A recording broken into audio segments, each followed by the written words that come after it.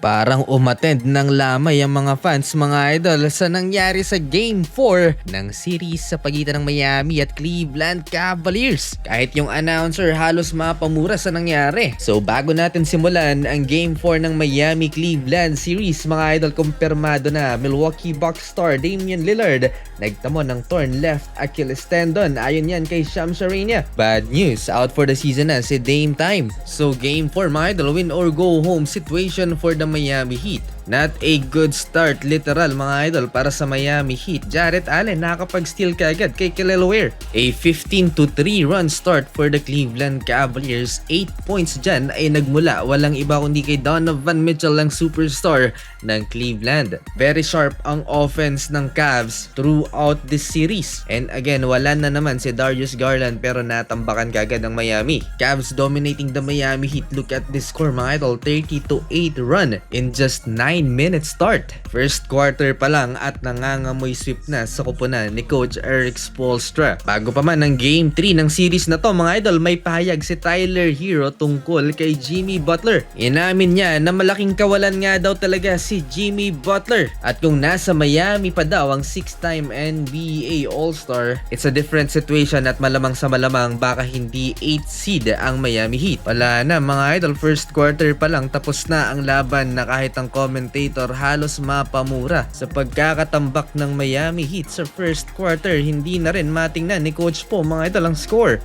Holy smokes, 15 straight for Cleveland. Well, kahit papaano mga idol na-entertain yung crowd sa 3-point buzzer beater ni David Mitchell from the logo. 43-17 end of first quarter. This is sa playoffs history mga idol. Ang 26-point deficit na ito ay tumabla for the largest point differential at the end of the first quarter. At hindi pa tapos ang Cleveland Cavaliers, sasagot ng isa ang Miami Heat. Babagyuhin naman sila ng 3-pointers ng Cavs. Napailing na lang si Coach Po sa nangyari. Mauubos na ang timeout ng Miami Heat mga idol sa first half. Habang wala pang timeout ang Cleveland Cavaliers, Jarrett Allen may 5 steals at patuloy pa rin ang pag-ulan ng tres. Mula starting 5 hanggang second unit ng Cleveland Cavaliers led by DeAndre Hunter 16 points. Parang nanood ng horror movie ang mga fans mga idol sa game na to. Magdadalawang buwan na ang lamang ng Cleveland Cavaliers. Wala ni isa sa starting 5 ng Miami ang umabot ng double-digit scoring. Itong si Bam Adebayo, 6 points lang.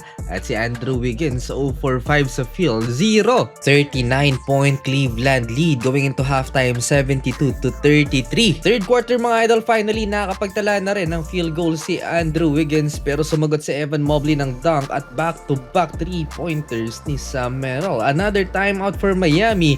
Dalawa na lang ang natitira nilang timeouts. Habang ang Cavs wala pang nagagamit ni isa. Nag-aala Kareem Abdul-Jabbar na si Jarrett Allen skyhook. A 48-point lead for the Cleveland Cavaliers. Patuloy pang namamagayan. Up 45 at highly competitive pa rin mga idol ang visiting team. Challenge yung play na to mga idol at successful. From foul to out of bounds. 2 minutes pa ang natitira sa third quarter, isa-isa nang nilabas ang mga star players both teams. Tyler Hero and Bam Adebayo is done for the season. Ty Jerome mga idol to end the third quarter. Buzzer beater long 3-pointer 111-63. Kahit bench ng Cleveland Cavaliers mga idol sa fourth quarter, tinambakan palalo ang Miami Heat. Natapos na ang lamay, maagang nagsiuwian ng mga umattend mga idol sa huli na sweep ang Miami Heat 4-0. Either Milwaukee Bucks or Indiana Pacers ang makakaharap ng Cleveland next round, pero malamang sa malamang Indiana na yon.